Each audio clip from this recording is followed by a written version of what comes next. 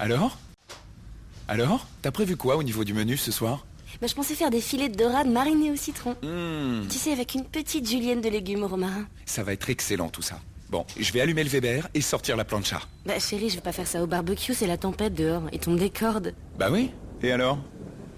Avec les accessoires pour poissons, pizza et viande des Creative Pack, cuisiner sur votre barbecue Weber devient si facile et créatif que vous ne pourrez plus vous en passer.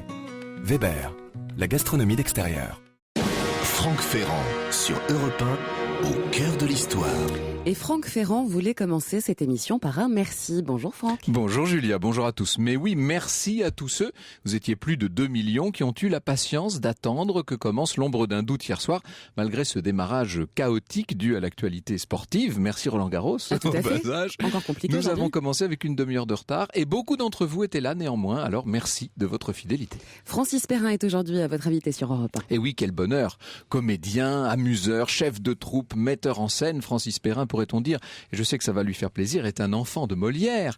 À ceci près que lui, Francis, est un auteur. Et ça, c'est un clin d'œil à notre éternelle dispute au sens noble sur le grand homme du théâtre français. Aujourd'hui, il publie un ouvrage historique tout à fait passionnant sur un personnage oublié de la Révolution. Vous allez voir que le personnage en question méritait 1000 fois d'être sorti des limbes où l'avait plongé l'oubli public. Alors ce personnage s'appelle Charles Hippolyte Delpeuche de la Bussière. Oui, il se faisait appeler tout simplement la Bussière, comédien lui aussi, et qui aux pires heures de la Révolution se trouve employé aux deux comités, vous savez, le comité de salut public et le comité de sûreté générale, et il va accomplir là un incroyable travail de l'ombre, faisant au péril de sa vie disparaître des dossiers d'instruction afin de sauver de la guillotine toutes sortes de personnalités. En tout, si l'on en croit la chronique de l'époque, 1153 personnes. Avouez que l'affaire n'est pas banale. J'ai demandé à Philippe Ségui de nous rejoindre, il est un habitué de l'émission, et vous savez que pour lui, la Révolution n'a jamais aucun secret.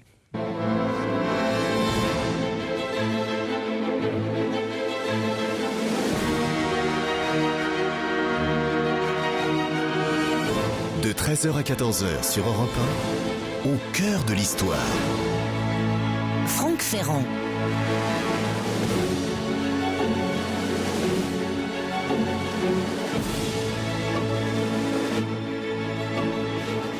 À la Comédie Française, il y a une plaque qui a été scellée au mur du foyer des comédiens. On peut y lire « À la mémoire de Charles Hippolyte Labussière, comédien employé au comité de salut public qui, en 1794, a sauvé de la mort d'Azincourt, Fleury, Françoise Raucourt, Émilie et Louis Contat, Élisabeth Lange, comédien français. » Alors qui était ce Labussière ? Eh bien, c'était un jeune aristocrate en rupture de ban, ancien militaire devenu comédien de fortune, nous dit Léon Sandowski, qui s'était trouvé bénéficier de l'emploi de commis dans les bureaux de l'exécutif révolutionnaire installé au ci-devant palais des Tuileries, vous savez, qui était devenu le palais de l'égalité. Il œuvrait donc dans l'ombre pour les comités avec la charge de recevoir les dossiers d'instruction en provenance des différentes prisons de la Révolution, de les trier et de les transmettre tout simplement au tribunal révolutionnaire. Autant dire qu'il occupait un de ces postes clés qui parfois peuvent donner un grand pouvoir à de petites gens. Charles Hippolyte se trouvait au cœur du dispositif de mort du régime de la Terreur. Il travaillait, selon sa propre expression, dans la tanière de l'hydre. Il devait déclarer à un de ses amis « Je suis ni plus ni moins le complice des assassins ». Et forcément, ça le torturait moralement. Voici comment la chronique a rapporté son éclair de génie. À l'heure du départ des employés, la Bussière, prétextant un travail inachevé dont l'urgence était incontestable, avait fait exprès de s'attarder la plume à la main, penchée sur ses feuillets. En réalité, c'était pour se concentrer, pour tâcher d'ourdir quelques stratagèmes. Lorsque son regard se posa sur le seau plein d'eau servant à rafraîchir la chopine de vin du garçon de bureau, il eut une idée lumineuse. Il se saisit d'un dossier, en mania les pages, constata que, quoique formé d'un papier fort et résistant, peut-être n'était-il pas impossible, en les détrempant dans l'eau du seau, de les réduire en bouillie. Sans désemparer, la Bussière malaxa cette pâte, enroula des boulettes qu'il fourra dans ses différentes poches. Après s'être assuré qu'il ne laissait aucune trace de son étrange opération, il sortit en sifflotant. Le portier le salua de son habituel « Salut et fraternité !» ce système du seau d'eau manquant toutefois d'efficacité, notre ami va se mettre à extraire des dossiers qu'il dissimule sous ses vêtements, puis se rend au bain Vigier, vous savez, qui se trouve pas très loin de là. Il malaxe les dossiers dans l'eau chaude d'une baignoire, il en fait des boulettes de papier qu'il jette ensuite à la Seine. Voici ce qu'il dira ou laissera dire dans les mémoires assez contestées du reste qui paraîtront sous son nom en 1803. Je le cite. « Je m'attachais d'abord à sauver les pères et les mères de familles de toutes conditions. Quand j'avais rassemblé les pièces de mes privilégiés, je les enfermais à part, soigneusement à l'abri de toute curiosité. Les prisons étant alors bondées, les arrestations multipliées, j'avais fort à faire et de plus en plus, mais je m'étais arrangé pour qu'on me crût le plus dévoué parmi les modestes serviteurs de la République. Un matin, je tombais sur les dossiers des acteurs de la Comédie Française, mêlés à d'autres fort nombreux qui concernaient les pensionnaires d'autres théâtres. Parmi ceux de la Comédie Française se trouvaient d'Azincourt, Fleury, Mademoiselle Raucourt, Émilie et Louise Contat, Élisabeth Lange. Tremblant d'émotion, car j'admirais tous ces artistes célèbres, je décidai en moi-même de les sauver coûte que coûte, fût-ce au prix de ma propre vie. Le poète Florian, lui aussi, était promis à l'échafaud. Je puis attester que je redoublais de zèle. Et tout eût été pour le mieux dans le pire des mondes, sans la lettre fatale dont copie fut déposée dans tous les bureaux, lettre de l'accusateur public aux citoyens représentants du peuple chargé de la police générale. Alors voilà, c'est la lettre en question. Elle est signée Fouquier-Tinville, donc l'accusateur du tribunal révolutionnaire, et elle dit: Depuis environ 10 mois, il y a un désordre total dans les pièces du comité sur nombre d'individus qui me sont désignés pour être jugés. Il en manque presque toujours la moitié ou les 2/3, et quelquefois davantage. Dernièrement encore, tout Paris s'attendait à la mise en jugement des comédiens français, et je n'ai encore rien reçu de relatif à cette affaire. Il m'est impossible de mettre en jugement aucun détenu sans les pièces qui m'indiquent au moins le nom de la prison, etc., etc. Vous imaginez, doté d'une telle matière, et de nombre d'éléments que je n'ai pas encore évoqués, on a 1 heure pour le faire. Vous imaginez quel captivant roman Francis Perrin a pu écrire. Du reste, ce que je viens d'évoquer n'occupe que le dernier quart de son ouvrage. Son ouvrage s'appelle L'enfant terrible de la Révolution. Parce qu'évidemment, avant le palais de l'égalité, il y a eu bien des épisodes dans la vie mouvementée de la Bussière. L'histoire sur Europe 1, c'est avec Franck Ferrand. Et avec nous aujourd'hui sur Europe 1. Nous allons peut-être faire le speak sur les experts européens si vous le souhaitez. Alors on y va, c'est parti. Comment lire entre les lignes du code du travail ou d'un contrat professionnel? Les réponses dès 14h avec les experts européens. Vous avez un litige à régler, vous pouvez d'ores et déjà les contacter sur europe1.fr au 3921, 34 centimes d'euros la minute, ou sur la page Facebook d'Europe 1 Midi. Allez, maintenant on part pour au cœur de l'histoire. Franck Ferrand sur Europe 1. Et avec nous donc aujourd'hui Francis Perrin, comédien, réalisateur, metteur en scène, écrivain de romans historiques dont L'enfant terrible de la Révolution chez Plon, et puis Philippe Segui qui est docteur en histoire, journaliste et grand reporter à Point de Vue. Bonjour à tous les deux, je suis ravi que vous ayez pu libérer un peu de temps dans votre emploi du temps extraordinaire, Francis Perrin, pour venir nous parler de ce personnage incroyable.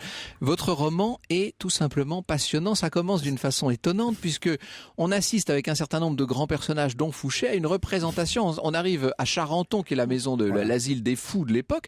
Quel est le célèbre pensionnaire de Charenton? C'est évidemment le marquis de Sade. Voilà. Le marquis de Sade a pris l'habitude de donner des représentations théâtrales auxquelles assiste une partie de ce qu'on pourrait appeler le tout Paris de l'époque. On est donc au tout début de l'Empire, en 1807. Oui, 1805. 5 même, oui. 1805. Et ce qui est assez extraordinaire, c'est que ce soir-là, alors il y a une grille entre la salle et la scène, parce que ce sont quand même des gens qui sont détenus en quelque sorte. Ce sont qui sont dans cet asile, des aliénés. Et le marquis de Sade s'approche et il dit, eh bien, contrairement à d'habitude, nous n'allons pas vous donner une représentation de théâtre, je vais laisser la parole à l'un des pensionnaires qui a une histoire tellement extraordinaire à vous raconter.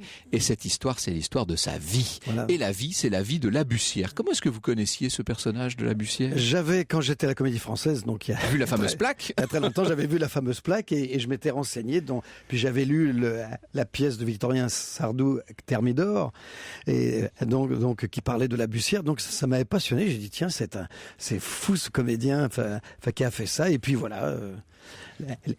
Victorien Sardou. Les années ont passé et tout. Et puis cet artifice que vous avez dit de Charenton, où il était vraiment en même temps que le marquis de Sade, je me suis dit c'est le moyen de pouvoir faire jeu et dire jeu au personnage. Et donc c'est lui qui raconte son histoire comme s'il était dans une sorte de one-man show avant la lettre en quelque sorte, et qu'il s'adressait à ce public extraordinaire. Victorien Sardou, juste une petite parenthèse, c'est vrai que voilà un auteur, un dramaturge un peu oublié, hein, le gendre de Dorsoulier, un grand bonhomme, qui a fait aimer l'histoire aux Français. Il faudrait peut-être le remettre davantage. Ça, c'est au metteur en scène et à l'homme de théâtre que je parle. Ça, c'est sûr, mais vous savez, il faisait des pièces avec 25 personnages, c'est ça, le problème. 5 décors. Et des décors, etc. Ah, oui, ça coûte une fortune à remonter. Voilà, évidemment. mais c'est formidable, c'est d'une écriture extraordinaire. Il est un peu oublié de la Révolution, ce Labussière, Philippe Séguy. On peut pas dire qu'il soit une figure de proue. Vous savez, les comédiens, pendant la Révolution française, ne sont guère aimés du pouvoir.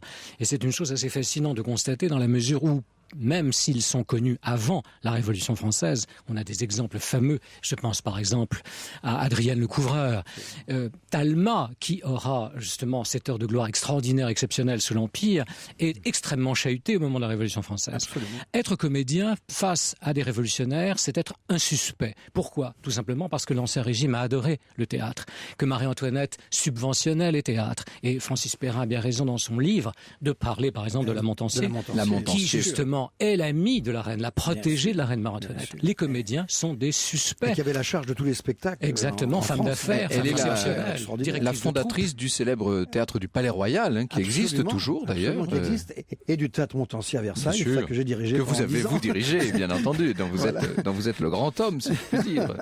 Avec Marcel Tassancourt, etc., bien entendu. Bien sûr, alors, ce personnage, il faut dire qu'il commence assez mal dans la vie.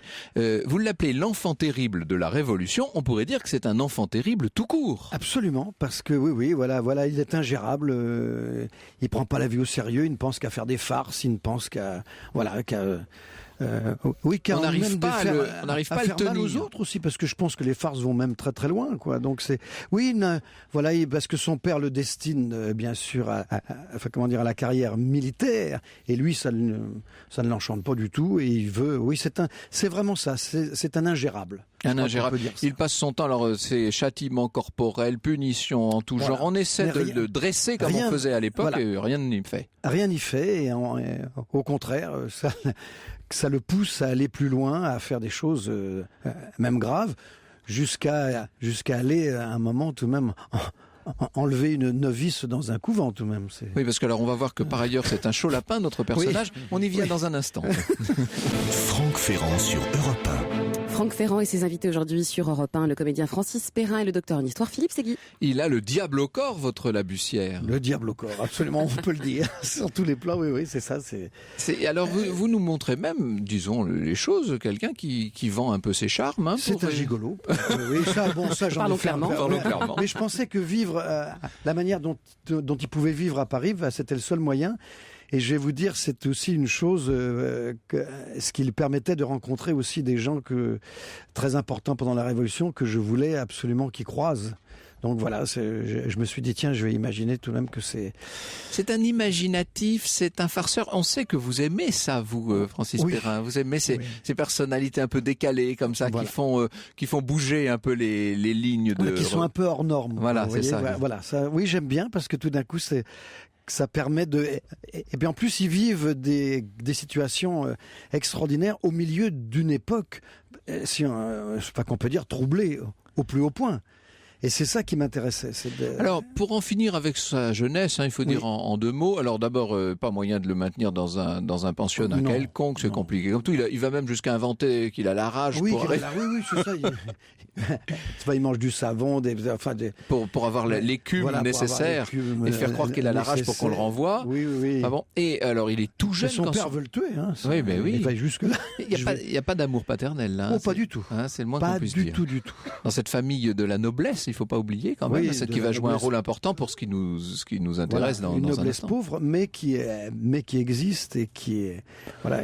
Alors on le fait admettre comme cadet dans un régiment royal, ça on connaît, ça a été le sort de tellement de jeunes gens, évidemment.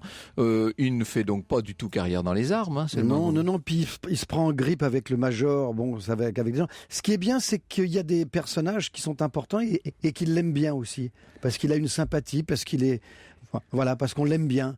Mais il y en a d'autres, quand vraiment il se heurte avec eux, là ça peut aller loin. Alors ce qui est très beau dans le roman, et puis c'est lui qui parle, il raconte ça, c'est qu'on a l'impression, à travers le foisonnement de cette jeunesse qui a lieu pendant les toutes dernières années de l'Ancien Régime, de comprendre ce qu'a été cette douceur de vivre de la fin de l'Ancien Régime, dont parlait Chateaubriand, hein, n'est-ce pas? On parle Talleyrand. Ou Talleyrand aussi, oui. Il y a ces fameuses formules de la douceur de vivre.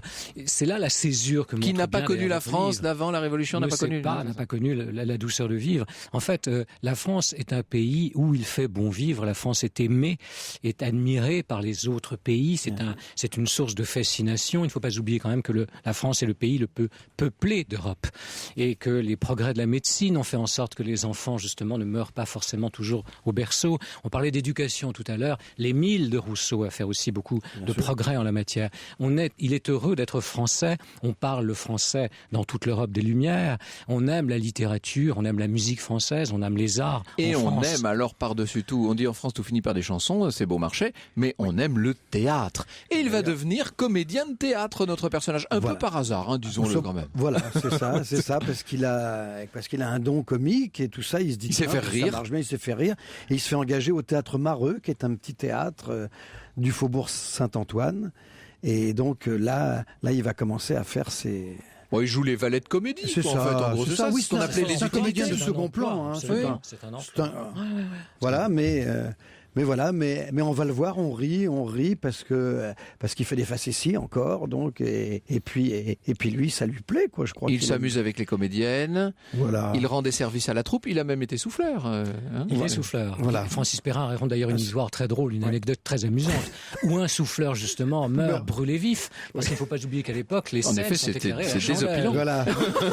Il meurt brûlé vif, et il voulait, ça c'est très amusant aussi, vouloir être incinéré. Oui, J'adore votre alors, humour. Ça, je sais qu'on n'avait pas le droit à cette époque-là de faire incinérer. C'est un clin d'œil très amusant. C'est un clin d'œil, mais c'est vrai que et je dis que le souffleur, qui n'a jamais pu brûler les planches, là, pour une fois. Fera des étincelles. Il fera des étincelles. Alors vous, évidemment, vous êtes le comédien français par excellence, Francis Perrin, mais nous avons un deuxième comédien à cette table, puisque Philippe Ségui, vous avez joué la comédie, vous, Absolument, pendant longtemps. pendant 9 ans, j'ai eu ce plaisir. Et on peut dire que le statut de comédien, à cette époque du début de la Révolution, on va dire, n'est pas très enviable. C'est le moins qu'on puisse dire, et je reprenais l'exemple tout à l'heure, on parlait d'Adrienne Lecouvreur, merci, et cette malheureuse Adrienne, la grande égérie, la grande amoureuse de Maurice de Saxe, à sa mort, finira sur un lit de chaux vive. Elle est enterrée sans office religieux. Il ne faut pas être comédien. Non. Et l'idée va perdurer longtemps. N'oublions pas la terrible formule de Madame de Ségur. Là, on n'est plus au 18e, on est au 19e.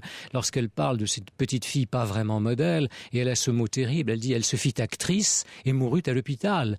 Donc, il ne faut pas, lorsqu'on est né aristocrate, c'est le cas de la Bussière, ou quand on appartient à la bourgeoisie, embrasser la carrière des planches. Quelle horreur. Surtout pas. Alors, évidemment, ce personnage va peu à peu devenir une sorte de... Comment est-ce qu'on pourrait dire? Une sorte d'aventurier. C'est ça le mot? Oui, voilà. Hein, c'est ça. Voilà. Et quand éclate la Révolution française, on peut dire que pour toutes ces personnes un peu déclassées, parce que c'est le mot, hein, voilà quelqu'un qui est né noble, certes pauvre, mais qui quand même était noble, absolument. Et puis qui va néanmoins, alors on essaie les armes, il est pas bon pour ça, il est pas un bon soldat, il va préférer les planches aux armes, ça y a rien de plus terrible, il est plus ou moins gigolo, vous nous l'avez dit, Francis Perrin.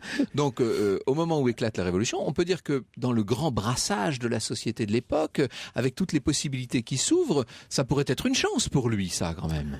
Je ne sais pas s'il se rend compte exactement de ce qui... je crois qu'il assiste à la prise de la Bastille, bien entendu, parce que le Faubourg Saint-Antoine est à côté, son théâtre est à côté, donc il passe juste devant, donc il y va, donc j'imagine qu'il rencontre Latude aussi, qui est venu assister aussi à la prise de la Bastille.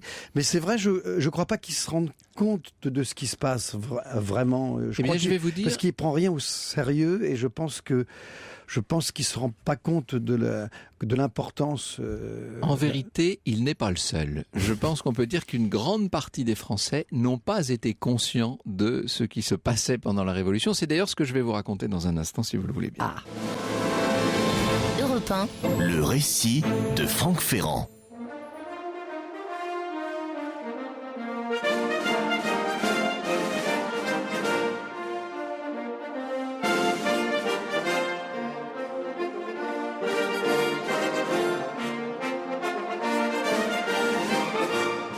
chantant la Carmagnole, Franck, sur On a Europe 1. reconnu, là, Ah bah quand même. Vive le son du canon. Alors la célèbre collection La vie quotidienne chez Hachette compte pas mal de chefs-d'œuvre. Vous savez, de ces livres qui peuvent contribuer à nourrir une vocation d'historien. Et parmi eux, loin derrière la crête de Paul Fort, enfin ça nous entraînerait vraiment très loin, je place évidemment La vie quotidienne au temps de la Révolution de Jean Robiquet. Lorsque j'ai découvert ce livre à l'adolescence, je me rappelle avoir été frappé par un aspect fondamental. Jean Robiquet y explique que si, avec le recul, nous avons le sentiment que tout un peuple entre 1789 et 1799 a vécu au rythme des événements politiques majeurs qui étaient en train de bouleverser la France, eh bien la vérité a été très différente. Et la vérité, c'est que pour 95% des gens au moins, le quotidien était assez peu affecté par cette révolution. Cette mise au point, cette précision de bon sens, qui pour un historien peut paraître évidente, je trouve qu'elle est fondamentale. Si j'ose dire, elle remet les choses à leur place. Je cite Jean Robiquet lorsqu'il prend l'exemple de Paris. En réalité, dit-il, une ville de 800 000 âmes ne renonce pas facilement à ses habitudes. La politique peut la secouer, une catastrophe peut se produire, mais dès le lendemain, les cafés rouvrent leurs portes, les femmes ressortent leurs toilettes et tout reprend son cours normal. 3 jours à peine après le 10 août, nous dit-il. Donc on est 10 août 1792, au moment de la chute de la monarchie, quand le plus gros bouleversement de l'histoire de France, disons-le. Si nous en croyons une bourgeoise, la foule se presse élégante et joyeuse au jardin du roi, le commerce est brillant, tous les visages portent l'empreinte de la cordialité. Vous voyez, tout se passe quand même dans une espèce d'atmosphère quand même bon enfant. Et tandis qu'on enterre encore tous les Suisses, les patriotes, etc., qu'on a vu, vous savez, qui se sont fait tuer pendant le sac des Tuileries, une petite annonce du Moniteur nous apprend que Madame Broquin continue à vendre sa pommade couleur chair pour teindre les cheveux rouges ou blancs en châtain ou noir en une seule séance et le prix est de 9 francs le pot. Vous voyez que les gens continuent à vivre, évidemment. Encore une fois, ça peut paraître naïf de le souligner, de le dire, mais c'est ce qui fait la différence entre le cours d'histoire, si je puis dire, et puis l'histoire vécue. Et c'est cette histoire vécue, justement, que permettent d'appréhender les romans historiques en général et le roman de Francis Perrin en particulier. Ne faisons pas grief aux Parisiens d'avoir fréquemment oublié la gravité du drame auquel ils assistaient, nous dit Jean Robiquet. La vie privée de chacun d'eux n'avait-elle pas tout simplement ses exigences? Quand la nommée Adélaïde Mareux écrit le 17 août à son frère que leur père Toussaint Mareux, commissaire de la section, a passé 5 nuits à l'hôtel de ville et ne décesse pas de se donner du mal, elle s'inquiète surtout de savoir si ce genre de place est payé. Et oui, là encore, c'est-à-dire que les gens récupèrent un certain nombre de places dans les comités de la Révolution, dans différentes... Il y a une espèce de grand bouleversement, etc. Mais ce qui compte, c'est leur salaire, c'est leur loyer, c'est la façon de se nourrir aussi, bien entendu.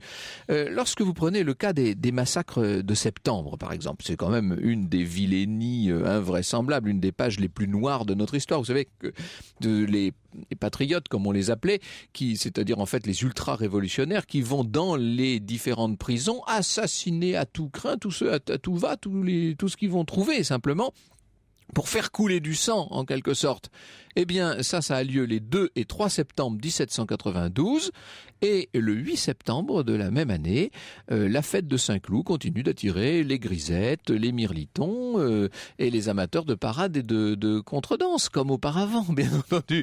La vie est plus forte, la vie prend le dessus, et tout continue, bien entendu. Alors il y a, nous dit Jean Robiquet, dans cette vie quotidienne des Français sous la Révolution, il nous dit qu'évidemment, il y a un événement qui tout de même a marqué profondément les consciences, c'est le procès et la mise à mort du roi. Ça quand même, évidemment, alors là on peut dire que, non seulement à Paris, mais d'une façon plus générale dans les provinces, à mesure que la nouvelle parvenait, parce qu'il faut tenir compte évidemment aussi de ces distances et du temps que ça suppose, là quand même ça a été assez durement ressenti. Chacun marchait lentement en osant à peine se regarder, nous dit un témoin de l'époque. Et dans les révolutions de Paris, le moins qu'on puisse dire, c'est que c'est pas, on peut pas dire que ce soit un organe qui soit particulièrement favorable à la monarchie. Néanmoins, on précise que les femmes furent en général assez tristes et que la ville a pris un aspect morne. Il n'empêche que on est là donc le 21 janvier 93, dès le printemps 93, on rouvre les guinguettes des Champs-Élysées et tout va bien. On lit, je lis sous la plume de l'observateur de police Dutard, vous savez, qui renseigne la police sur l'atmosphère générale en ville. Il dit qu'au mois de mai, des modérés, des aristocrates, des propriétaires de fort jolies petites femmes bien ajustées, se faisant caresser par le zéphyr printanier, font la joie des Champs-Élysées. Vous voyez ça? Tout ça continue. Alors arrive néanmoins quand même, le coup d'œil était charmant, hein, ajoute-t-il, cette occurrence simultanée du retour de la saison et d'un nouvel ordre des choses dans notre politique a déridé jusqu'aux vieilles, paraît-il, où tout le monde rit dans cette histoire. Arrive quand même la terreur. Alors là, on se dit quand même, ça va être terrible. La grande chambre du palais transformée donc en tribunal révolutionnaire, d'où partent ces listes de condamnations qui envoient chaque jour quand même à la mort de 40 à 60 victimes. Je ne parle que de Paris. Vous imaginez ce qui se passe dans toutes les villes où sont envoyés les représentants de la Convention. Il faut savoir que dans les 49 derniers jours de ce qu'on appelle la terreur, plus de 1500 têtes vont tomber. Comme des ardoises, disait Fou, qui est un vil avec une image dont on peut lui laisser la responsabilité. On peut se dire quand même que pendant cette terreur, alors là, oui, les gens sont particulièrement affectés dans leur quotidien. Eh bien, on risque de vous décevoir. Jean Robiquet nous apprend qu'il n'en est rien et que si l'on prend les journaux, les mémoires, les souvenirs, les feuilles imprimées à l'époque, etc., si la terreur, évidemment, modifie la conception qu'on peut se faire de la vie civile et sociale, par ailleurs, elle n'a que très peu d'impact sur les foules.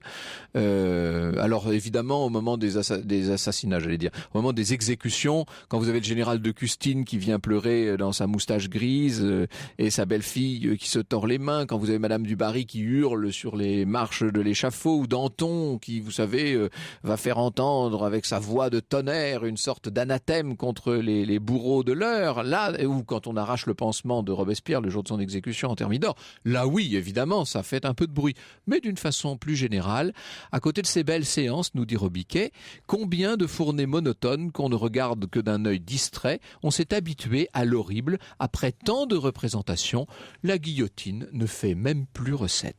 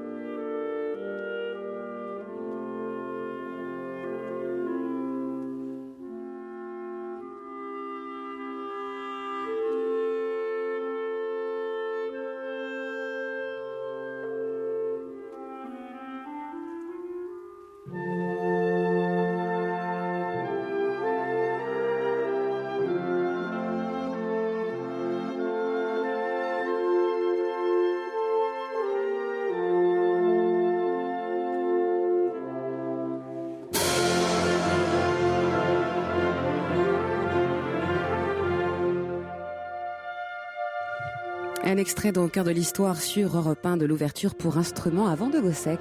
Ce qu'il y a pendant la terreur, nous dit encore Robiquet, c'est que les personnes éprouvent généralement davantage de difficultés à faire bouillir leur marmite. Pénurie des denrées, vie chère, tel est le fléau qui s'abat sur la capitale comme sur le reste du pays. Alors, j'ai peut-être donné une vision légèrement poussée des choses, Philippe Ségui, je vous voyais hocher la tête, mais il faut bien dire que pour une immense majorité des citoyens, puisque maintenant ce sont des citoyens, la révolution ne change pas grand-chose à leur quotidien. Je pense distinguer ce qui se passe en province de ce qui se passe dans les grandes villes.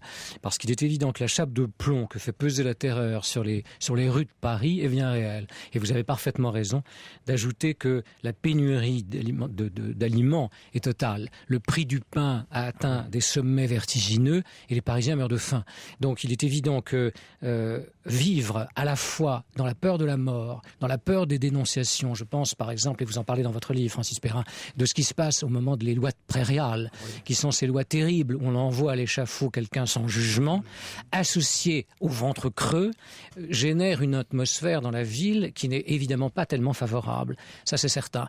Mais en même même temps, je me souvenais d'une petite anecdote en vous écoutant, Franck. Lorsque une dame, je crois, du sud de la France, ne veut pas que son fils parte conscrit, elle va envoyer une missive à nos seigneurs des États généraux. La seule chose, c'est que nous sommes en 1807 quand elle écrit cette lettre. Donc c'est vous dire en effet que le téléphone n'étant pas inventé, il n'y a pas de SMS à l'époque. Elle avait donc 20 ans de retard. Elle avait 20 ans de retard. Je n'ai jamais oublié cette anecdote parce qu'elle est quand même très révélatrice du manque d'informations réelles de l'époque. Alors c'est en 1794 que notre Labussière, donc on est au pire moment, hein, c'est le moment où les fournées de guillotinés se succèdent dans les rues, il entre au comité de salut public. Alors il faut expliquer qui est Fabien Pillet et comment notre personnage est entré au comité. Bien sûr. Il est entré au comité parce que, encore son esprit farceur, il va dans les jardins du Palais Royal, imiter les espions, il va jusqu'au moment où on lui dit, il fallait pas passer loin de la guillotine, il faut qu'il trouve une place pour se faire un petit peu oublier. Et donc il se fait engager au comité de salut public parce qu'il a une belle écriture.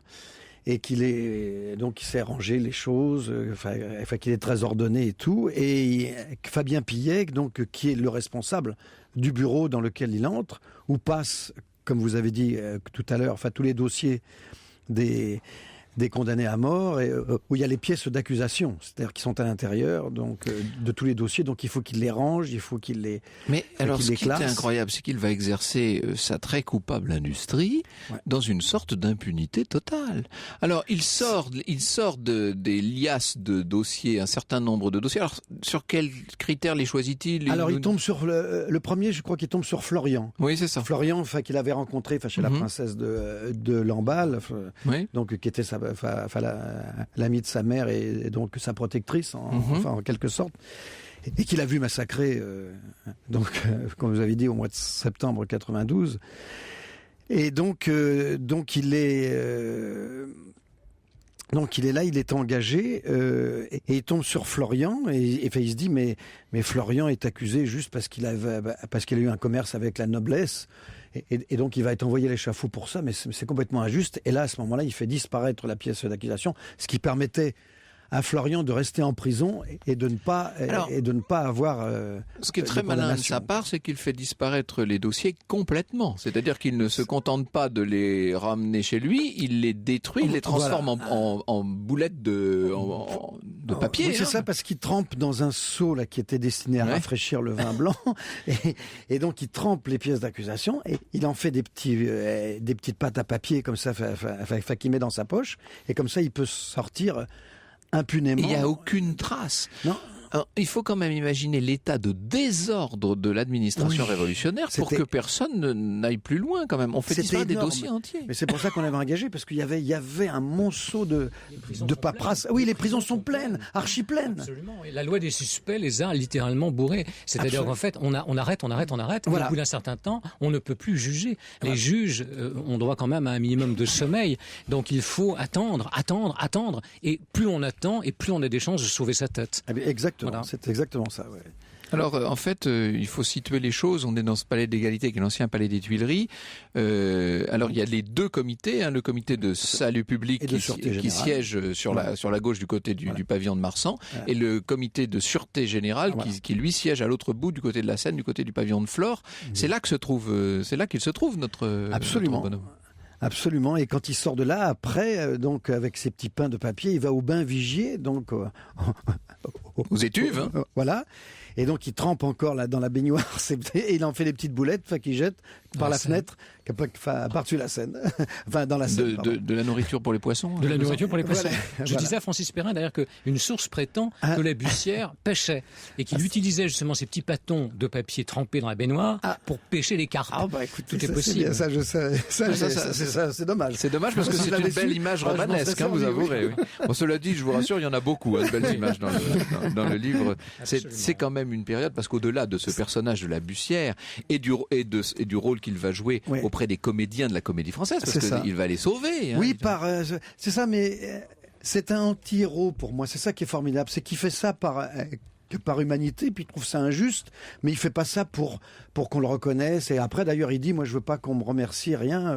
J'ai fait ce que je devais faire, quoi. Ah bon, et en plus, il regrette, comme dans la liste de Schindler, oui, c'est ça, oui. Pourquoi j'ai pas pu en sauver plus, mais ça il pouvait pas parce que il fallait bien que Fouquier-Tinville et ça. Alors nous allons voir tout à l'heure que ce chiffre je viens de recevoir un message, on va en parler dans un instant. Ce chiffre de 1157 est très contesté, bien entendu, mais 1153. Oui. 1153, pardon. Mais de toute façon, c'est déjà énorme, parce qu'encore une fois, ce sont des gens qui disparaissent de l'appareil judiciaire. C'est complètement fou, ça. C'est-à-dire que et qui échappent à la loi de Prairial et donc qui ne sont pas condamnés. Et qui ne sont pas condamnés. Et qui attendent. Vous savez que la vie dans les prisons s'organise. Vous l'avez raconté, vous, Philippe. Absolument. Je l'ai raconté dans mon précédent roman, pardonnez-moi. Mais Stanislas ou Un caprice de Joséphine, on est dans ces prisons de la Révolution. La scène dans mon livre se passe dans la prison des Carmes, que ce soit à Pélagie, que ce soit ailleurs, à la Petite Force, c'est la même chose. On organise une vie sociale, les gens se rencontrent, les garçons draguent les filles, on essaie de faire une sorte de commerce parce qu'il faut manger, bien évidemment. On essaye de prendre des aliments comme on peut. Les filles se prostituent pour avoir du parfum ou de la poudre. On donne des concerts, par exemple, à la prison des Carmes. C'est une vie sociale en marge de la vie quotidienne des Parisiens ou la même chose se passe à Lyon, par exemple, ou à Nantes, d'ailleurs. Alors, il va rester extrêmement discret, notre Labussière, évidemment, mais il bénéficiera de la complicité de Pillet, qui n'a aucun intérêt, évidemment, à le dénoncer, parce que ce serait gravissime pour lui aussi. Bien sûr, aussi, oui. Parce qu'il se met en danger lui-même, Labussière, mais il met en danger avec Fabien Pillet, qui est très au courant de ce qu'il fait et qui laisse faire. C'est le chef central du bureau des détenus, c'est-à-dire qu'en fait, c'est celui qui est chargé Et c'est lui qui a confirmé après que Labussière avait bien fait ça, parce qu'il y a eu des détracteurs en disant il n'a jamais fait ça, il a tout de même... On se méfie pas de Labussière parce que je pense qu'il a une apparence un peu... D'abord, il est tout jeune, il a 25 ans d'abord. Oui, il a 25 ans et puis il a un côté bonnet. Je crois qu'il s'en sert aussi. Il en rajoute parce que il est très joli garçon. Il présente aussi. bien. Oui, il est très...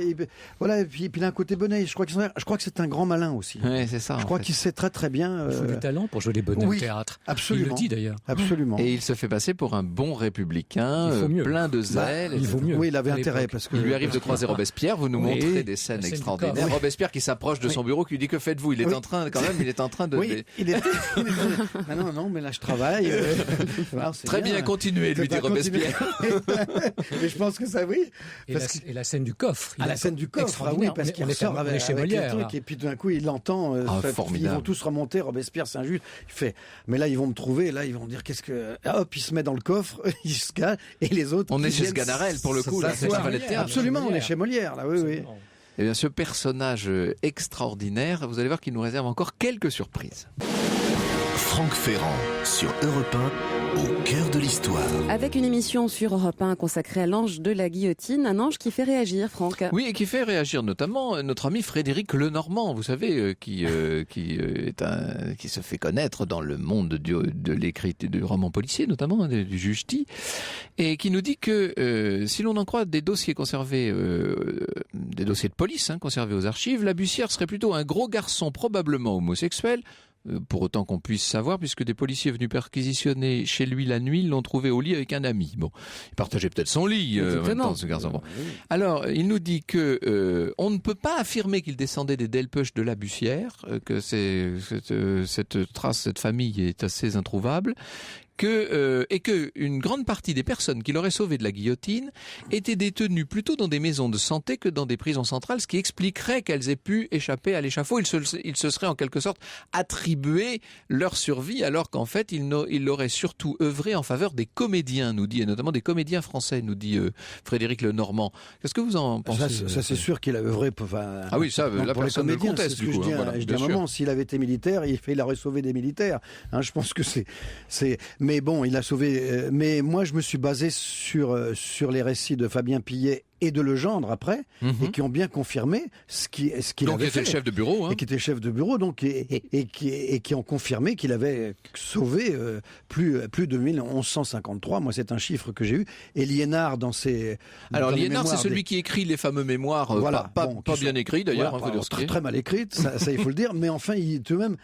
Et la Bussière, il devait tout de même être... il faut pas oublier que sa mère l'envoie chez la princesse de Lamballe, dont elle est l'amie.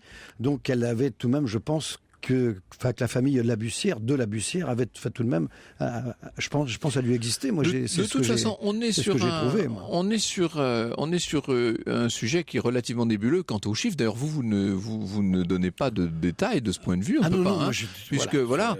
Ce que l'on peut dire, en tout cas, et quelle que soit l'ampleur de l'action de la Bussière, c'est qu'il a bel et bien fait disparaître des dossiers, qu'il a bel et bien sauvé des gens de la guillotine, et qu'il est en quelque sorte une sorte, de ce point de vue, de révélateur. Tout à fait. Et pour revenir à ce que nous disions à l'instant, n'oublions pas qu'une femme comme Joséphine de Beauharnais ira applaudir la Bussière. Bien sûr. Et vous dites dans votre livre qu'il aurait certainement sauvé les vies à la future impératrice des Français, même si ce n'est pas réellement, précisément sa vie à elle, il aura forcément sauvé des gens dans l'entourage de Joséphine. Et j'ai fait 2-3 petites recherches. Il a aussi sauvé des gens qui étaient à la prison des Carmes. Et Joséphine est dans la prison des Carmes. Bien sûr, donc elle lui rend en quelque sorte hommage, parce qu'elle est déjà à ce moment-là très importante dans la société française. Oui, elle vient avec Bonaparte. Voilà, elle vient avec Bonaparte. Donc à l'applaudissement que Talma et quelques comédiens français donnent pour sauver la Bussière, parce que ça, il faut dire que ceux qui étaient dans la misère. Voilà, ceux dont il a sauvé la vie en quelque sorte